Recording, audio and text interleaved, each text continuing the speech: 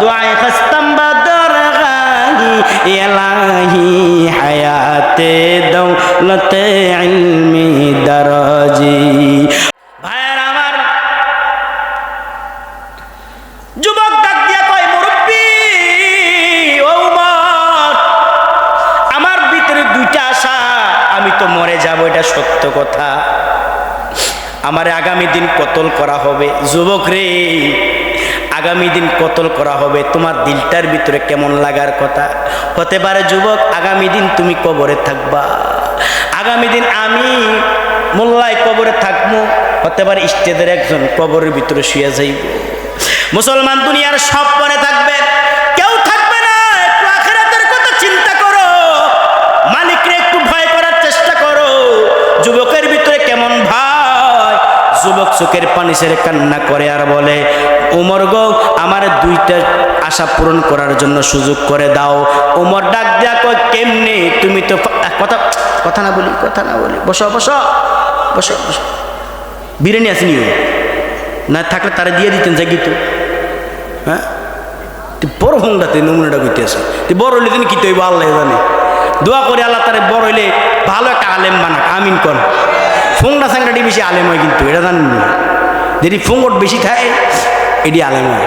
আর হ্যাঁ, ফোংটাটির মেধাও ভালো থাকে।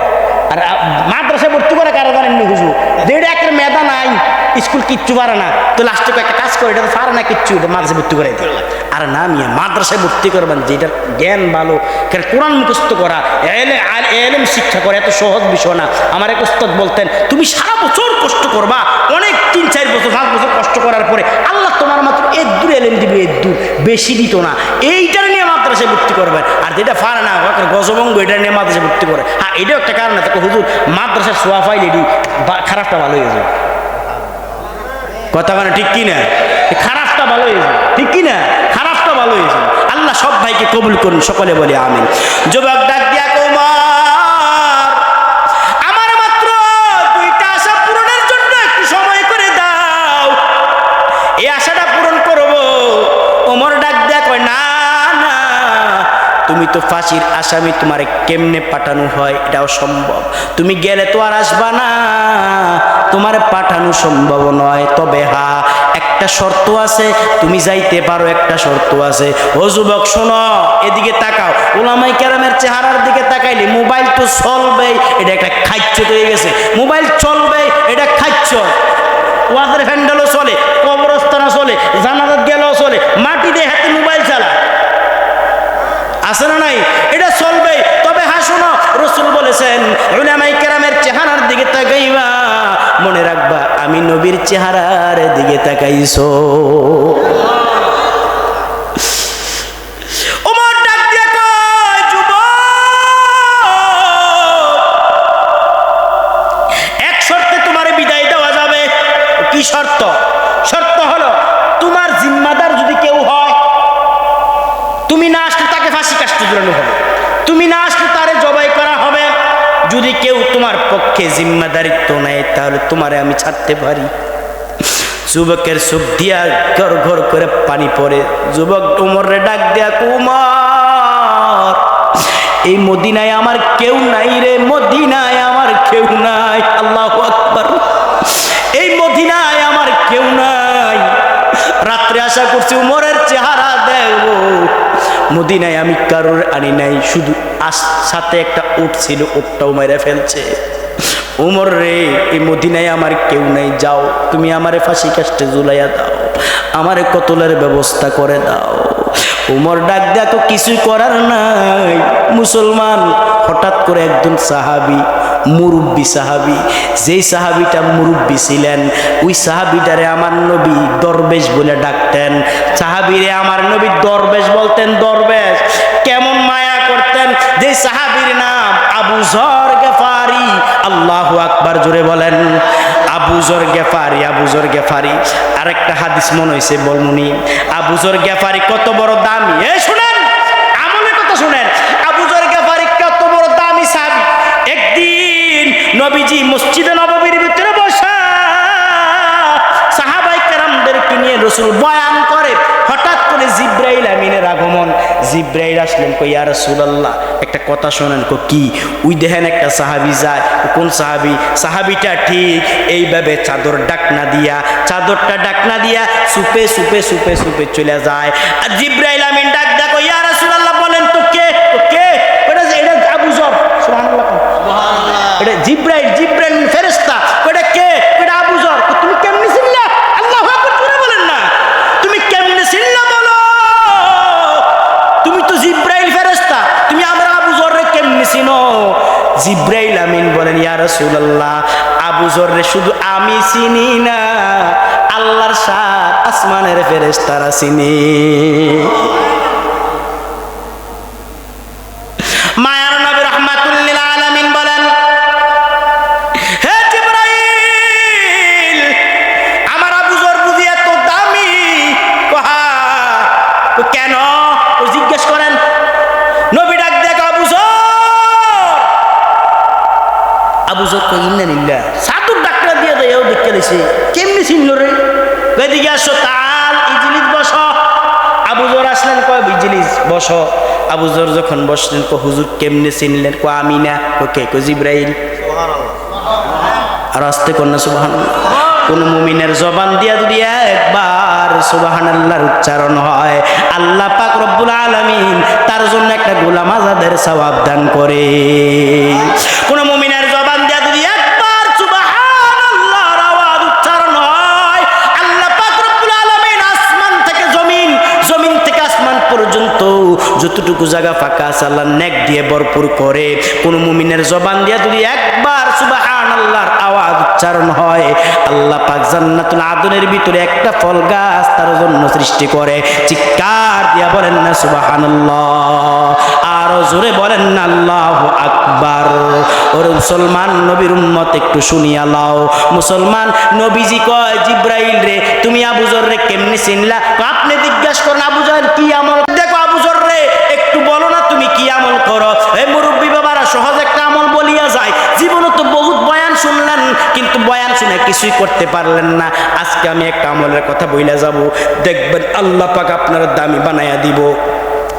আসমানওয়ালার আপনারে চিনবো, জমিনওয়ালার আপনারে চিনবো, সাগর পানিওয়ালার আপনারে চিনবো। জীবনে তো বহুত আলোচনা শুনলেন, এই ওয়াজটা একটু কাজে লাগাইয়া বাড়িতে নেওয়ার চেষ্টা করেন। আবু যররে নবী ডাক দিয়া কো, আবু যর বলো না রে আবু যর, কি আমল করো রে আবু যর, যে আমলের কারণে তোমার আসমানের ফেরেশতারা চিনে, জমিনের ফেরেশতারা তোমারে চিনে। আবু যর ডাক দিয়া কো, ইয়া রাসূলুল্লাহ গোপনীয় আমল, গোপনীয় আমল আমি আমল করি। আপনি রসুল বলেছেন আমি 2টা আমল করি। কয়টা আমল? 2টা আমল। এর ভিতরে এক নাম্বার লিসিগারিহি আলা নাফসিহি। আবু যর বলেন, হুজুর আমি আমার সবসময় নিজের নিজে ছোট মনে করি। ওই আমি তো মনে করছি আমি বক্তা হয়ে গেছি, বড় হয়ে গেছি, মানুষ আমার তাকবীর দিয়ে স্টেজে উঠাইছে। না না, মানুষ আমার তাকবীর দিয়ে স্টেজে উঠায় নাই, এটা আমার গলার ভিতরে জাহান্নামের দড়ি লাগাইতেছে। মানুষ আমার নামে অনেক বড় বড় সুনাম করে, আমি এনা জানি আমি কত বড় মূল্য, এটা আমি এনা জানি। ওরে নবীর উম্মতের দল এমপি সাহেব রে মানুষ কত বড় সম্মান করে, এমপি এনা জানে এমপি কত বড় বদমাইশ, কত বড় ভালো হইতে পারে। ওরে নবীর উম্মত,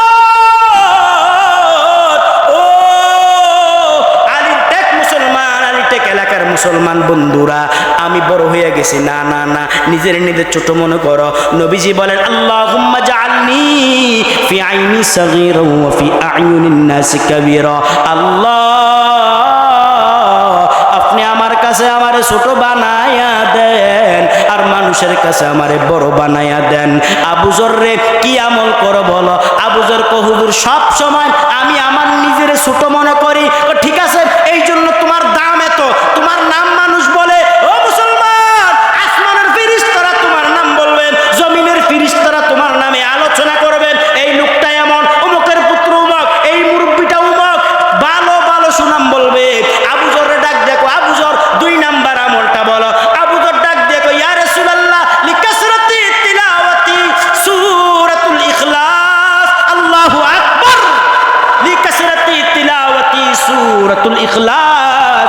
আবু যর বলেন, ইয়া রাসূলুল্লাহ আমি সবসময় সূরা ইখলাসটা তেলাওয়াত করি।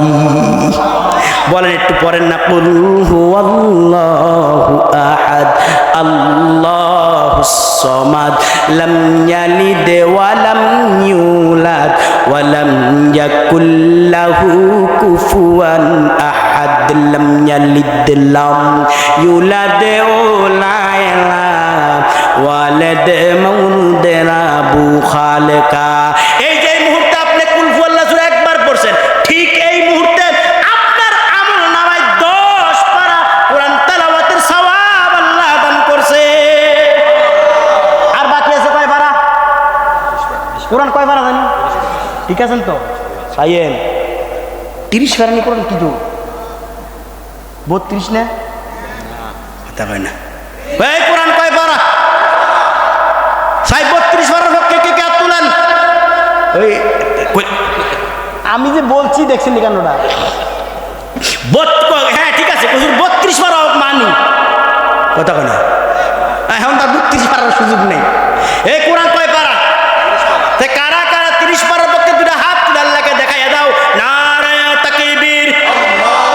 এই কোরআন সুন্নাহর আলো। সমাধান চাও যদি জীবনে মরণে পীরে যাও, খুঁজে নাও চোখ রাখো কোরআনে সমাধান, তবে পাবে সুখ শান্তির ঠিকানা, যদি মেনে নাও তুমি মনে প্রাণে সমাধান। সমাধান চাও যদি জীবনে মরণে পীরে যাও, খুঁজে নাও চোখ রাখো কোরআনে সমাধান। একটা জবান বন্ধ রাখবেন না। মুরব্বী যুবক চিৎকার দিয়ে বলেন আল্লাহু আকবার। বলেন কোরআন কয় পারা? জোরে বলেন কয় পারা? রাসূল বলেন, পয়গম্বর বলেন, কুল হুয়াল্লাহু সুলুসুল কুরআন। আমার নবী বলেন উম্মত, কোরআন শরীফে হলো একবার সূরা ফাতিহা ইখলাস হলো 10 পারার সমান, 2 বার সূরা ইখলাস হলো 20 পারার সমান, 3 বার সূরা ইখলাস হলো 30 পারার সমান। শুধু মুসলমান আমরা যে পড়লাম কয় পারার সওয়াব দিছে?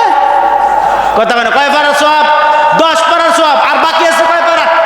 তো একটু তেলাওয়াত করি না, বলেন কুল হুয়াল্লাহু আহাদ আল্লাহুস সামাদ লাম ইয়ালিদ ওয়া লাম ইউলাদ ওয়া লাম ইয়াকুল লাহু কুফুয়ান আহাদ।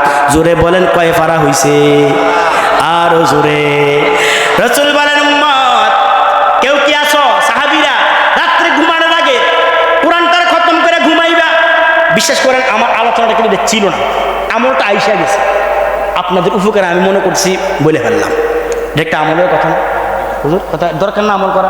ওয়াজ মাহফিল কি দিছে কয় ভাইরাল, ঠিক নি? Viral viral. বর্তমান কিন্তু 50,000 টাকা আমার 50,000 টাকা দিয়ে আনতো, 50,000 টাকা দিব না, আজ দিল তো না, 50,000 টাকা দিয়ে আনতো, তাহলে কইল এটা ভাইরাল বক্তা। কথা কয় না? সব ভাইরাল, সব ফার্মের মুরগিও ভাইরাল হয়ে গেছে। হ্যাঁ তো মজদু কইছে এটাও ভাইরাল হয়ে গেছে। বক্ত ভাইরাল, সারা বছর দেখছো শিশু বক্ত বাড়িছে, আবার কচ্ছে 28 ইঞ্চি 70 ইঞ্চি 2 ইঞ্চি 5 ইঞ্চি সব ইঞ্চি মিঞ্চি সব ভাইরাল। ওয়াজের প্যান্ডেলও ভাইরাল, কিন্তু আমল নাই। ঠিক কিনা জোরে বলেন? আমল নাই, আমল নাই। 50,000 টাকা দিয়ে মাহফিলে আসে, আগের দিন টাকাটা ক্যান্টেমেনে হাতে দেওয়া লাগে। কথা কয় না? আর যদি ভুলে 1,000 টাকা কম হইতে পারে, তাহলে যাই লাইভে যাই কইছিলাম এত দিছে এত, লজ্জা নাই। আলেমের অবস্থা যদি হয়, আর পাবলিকের অবস্থা কি হবে মালিক জানে। টাকা দিয়ে আনে নাই, জিজ্ঞেস করেন দাওয়াত দিছি কইছি নি টাকা কত দিবেন, ভাবছি উনি। আর আপনাদের দোয়ার বরকত আল্লাহ তো মোবাইলটা চাই আল্লাহ নাম তো প্রোগ্রাম করছে, কক্সবাজার পর্যন্ত প্রোগ্রাম আছে। দোয়ার বরকত, এটা কিচ্ছু না, আমার কিচ্ছু নেই। আমার মা বাপ ওস্তাদ মুরব্বীরা দোয়া করে, এটাই মনে করি আমি। আর সাদা সিধে যাই, আজকে মাঝকে লাগাই একটা মনে করলেন ব্যক্তি নিবন্ধি গেছি। কথা কয় না? কি একটা ভাব দেখেন, বক্তা সারা রাইতে আজকের বক্ত ঘুমায় নামাজ পড়ে। হ্যাঁ বিশ্বাস করেন, সব টাকা ব্যাংকে নিয়ে জমাইছে, জমাইয়ে এই টাকা সুদের খাতার নাম লাগাইছে, কিন্তু আবার সুদের ওয়াজ করে। আছে না নাই? এই কথা কেন আছে না নাই?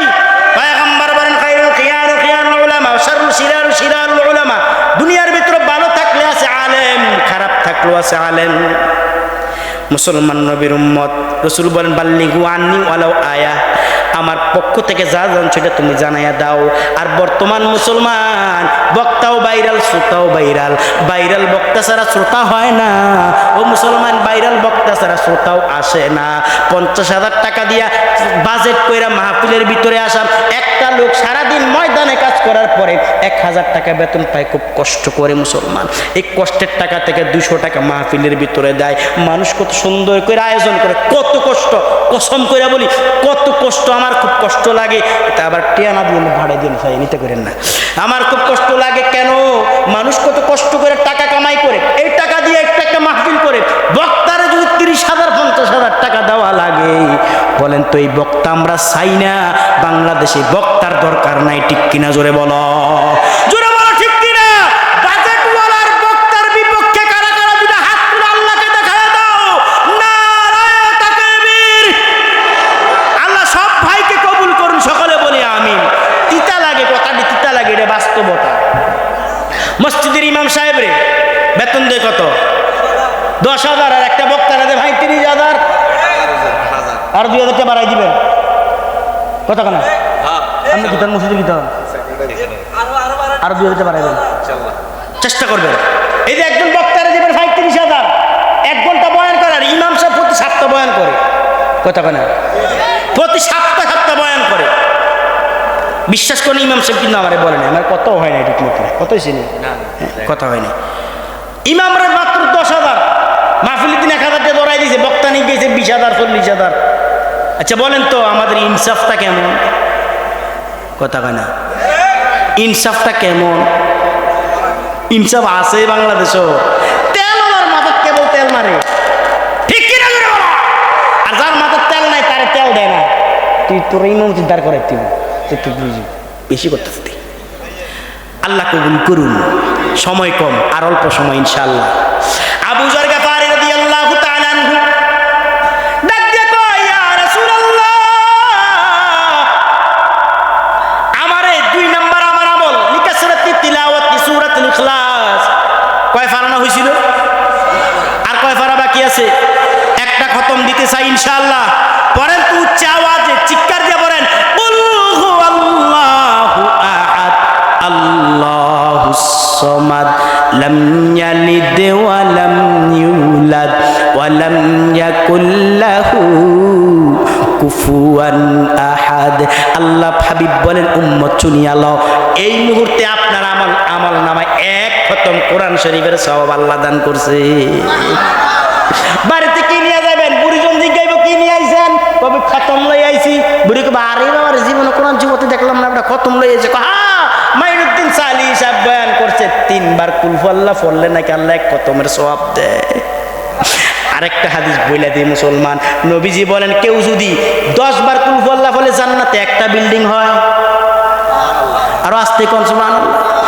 এখন এই ওয়াজ ভাল লাগে না, কেবল তুতুর কিচ্ছাটা ভাল লাগবো, আর কিচ্ছু ভাল লাগে না রে মুসলমান। আমিও কিন্তু সব জানি রে মুসলমান। মদিনার মাটি রে সকল সুখ বুঝি তোর কপালে, ঠিক কিনা? মদিনা রে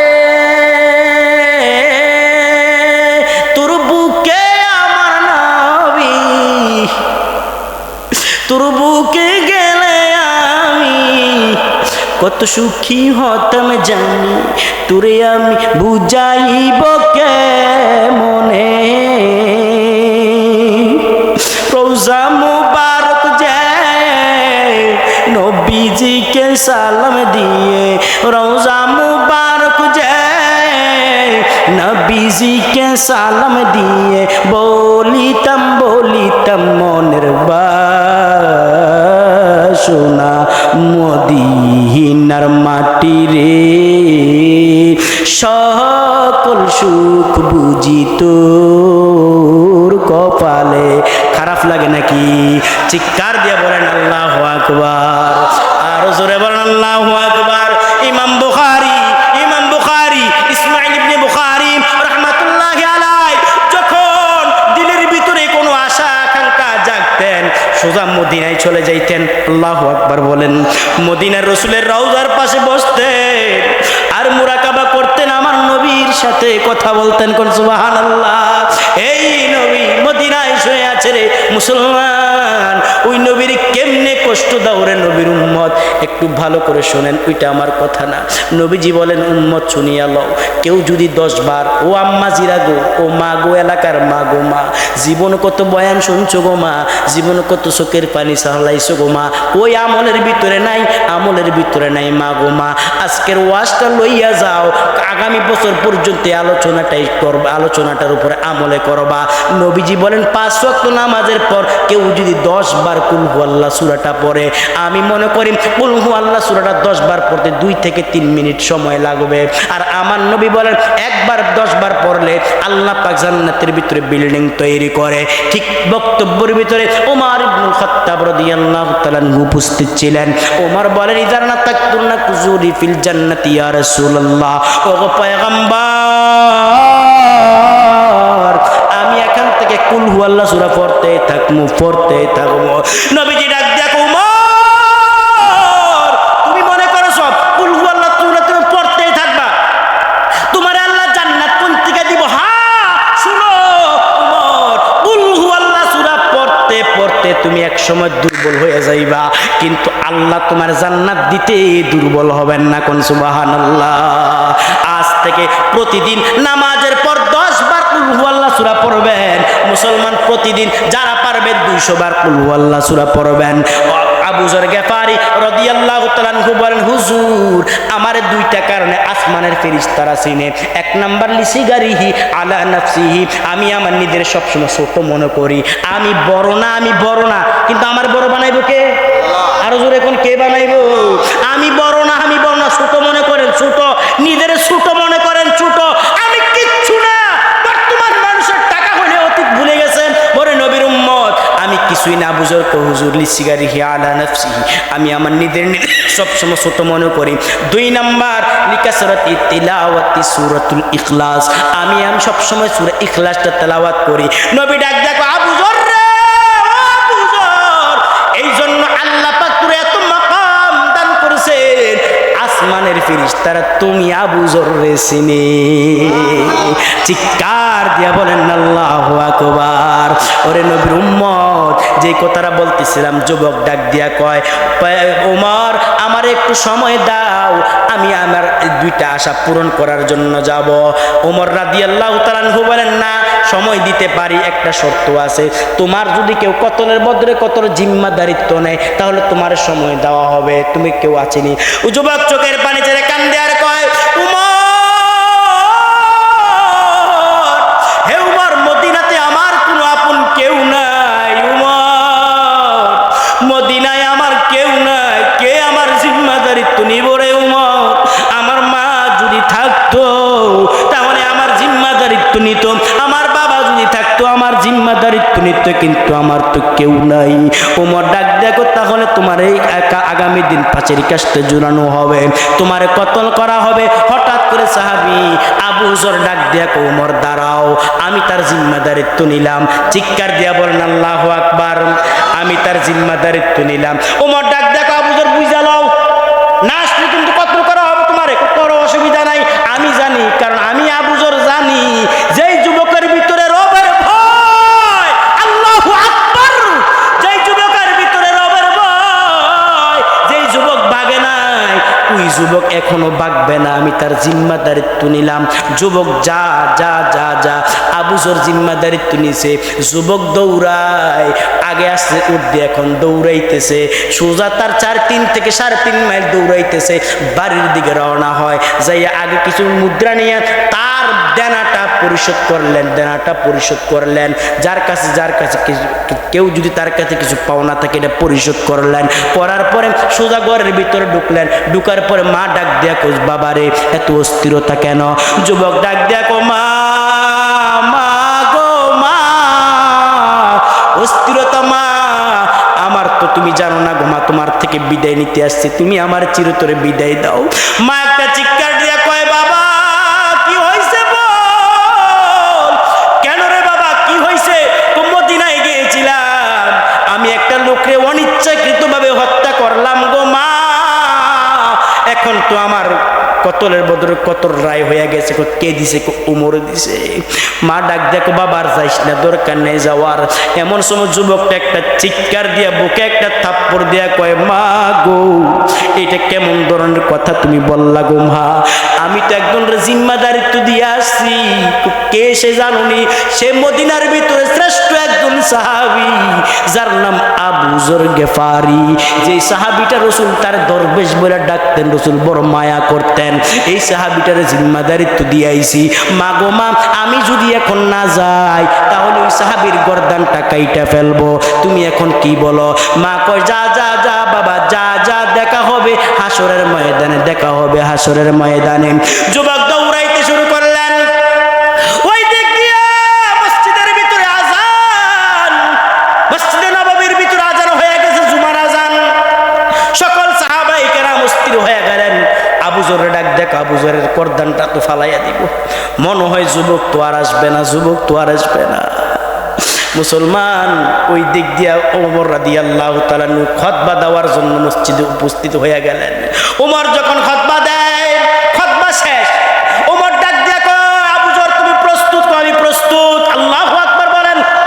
আবু যর তুমি প্রস্তুত? হ্যাঁ আমি প্রস্তুত। ওমর রাদিয়াল্লাহু তাআলা ডাক দিয়া কয়, আবু যর রে, বলছিলাম না জিম্মা নিও না, কষ্ট লাগে মনে। তোমার নবী বড় মায়া করতেন, আদর করতেন। তোমার রাসূল বড় মায়া করতেন, আদর করতেন। ও মুসলমান, ওমর ডাক দেখো, জল্লাদ কই? আবু যর রে দাঁড় করাইয়া দাও, তাড়াতাড়ি কতলের ব্যবস্থা করো, তাড়াতাড়ি কতলের ব্যবস্থা করো। সকল সাহাবীরা কান্দে, সবাই কান্দে। ওমর চোখের পানি ছেড়ে কান্না করে। আর কয়, আবু যর মনটার ভিতর বড় কষ্ট, তবে আবু যর কিছু করার নাই। এটা কোরআনের আইন। আল্লাহু আকবার বলেন।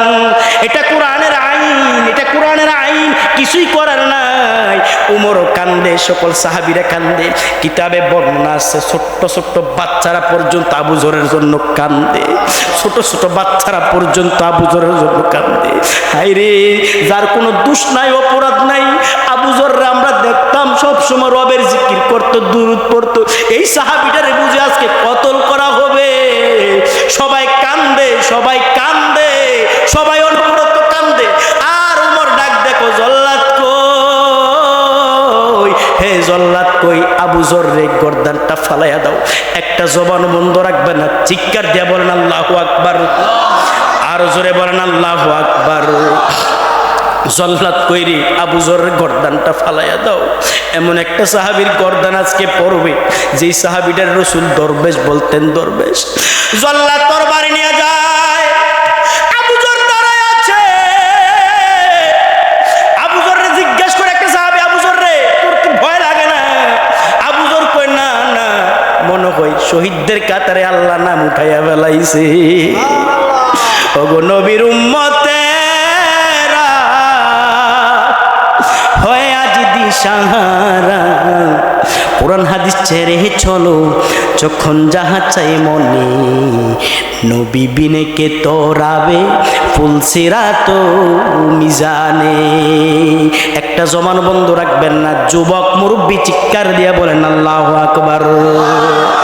ভাইরা আমার, আবু যর যখন কতলের কাছে দাঁড়াইয়া গেলেন, জল্লাদ দৌড়াইতেছে, হাঁটতেছে, এখন গর্দান ফালাইয়া দিব, গর্দানটা ফালাইয়া দিব। হঠাৎ করে তাকায় দেখে ওই প্রতিমধ্যে রাস্তায় দেখা যায় ধুলাবালি উঠতেছে, ধুলাবালি, ধুলাবালি উঠতেছে। একজন সাহাবী ডাক দেখে, ওমর দাঁড়াও, মনে হয় যুবক আসতেছে। আল্লাহু আকবার জোরে কর না। এই যুবক তোমার মতন তো যুবক, তোমার মতন তো যুবক। যুবক আসতেছে, যুবক আসতেছে। হঠাৎ করে তাকায় দেখে যুবক আসতেছে। যুবক আইসা ডাক দেখো, আবদাও তুমি আমারে মাফ করে দাও আবু যর। আমি ইচ্ছা করে দেরি করি নাই, ইচ্ছা করে দেরি করি নাই। ইতিমধ্যে দৌড়াইতে দৌড়াইতে আমার যখন আমার সময় চলে গেছে, আমি ইচ্ছাকৃতভাবে আমি দেরি করি নাই। আবু যর, আপনি আমারে মাফ করে দেন। আবু যর আপনি মাফ করে দেন আমারে।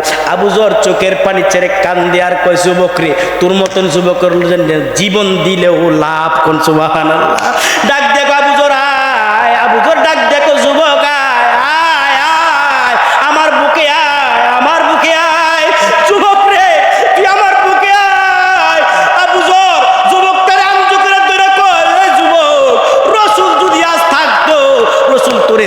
জান্নাতের সার্টিফিকেটের মালিক বানাইয়া দিত।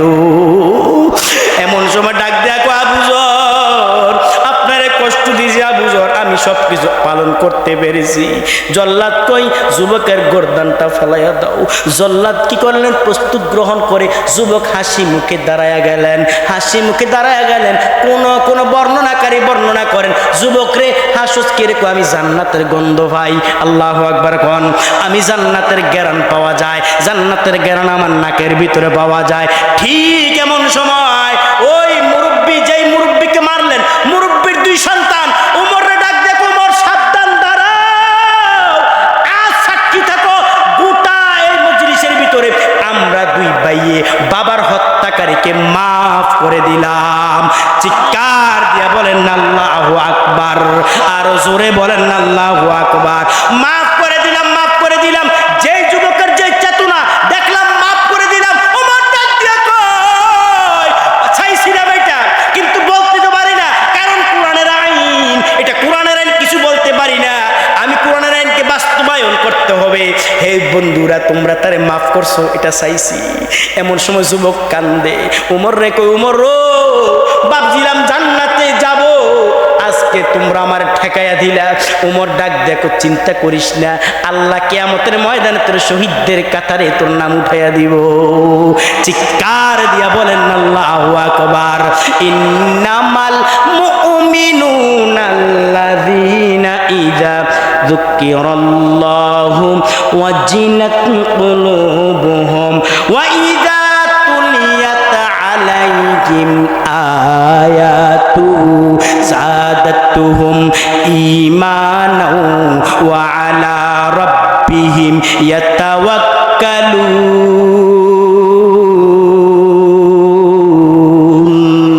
ওয়া আল্লাযীনা ইউকিমুনাস সালাতা ওয়া মিম্মা রাযাকনাহুম ইউনফিকুন। আল্লাহ পাক রব্বুল আলামিন বলেন, মুমিনের এক নাম্বার গুণ, মুমিনের সামনে যখন রবের নাম উচ্চারণ করা হবে, মুমিন ভয় পেয়ে রবকে ভয় পাবে, রবকে ভয় পেয়ে পাইতে শুরু করবে, দিলের ভিতরে কম্পন সৃষ্টি হয়ে যাবে। ওয়া ইযা তুলিয়াত আলাইহিম আয়াতুহু যাদাতুহুম ঈমানা, মুমিনের সামনে যখন কোরআন শরীফ তেলাওয়াত হয়, মুমিনের ঈমান তারও বৃদ্ধি পায়, বাইরা যায়, কোরআন শুনলে বাইরা যায়। শুধু তা নয়, মুমিনের 3 নাম্বার গুণ, ওয়া আলা রাব্বিহিম ইয়াতাওয়াক্কালুন, মুমিন সর্বদা আল্লাহর উপরে ভরসা করে। আল্লাযীনা ইউকিমুনাস সালাহ, মুমিনের 4 নাম্বার গুণ, মুমিন সবসময় নামাজের পাবন্দী হয়, কখনো মুমিন নামাজ ছাড়ে না। ওয়া মিম্মা রাযাকনাহুম ইউনফিকুন,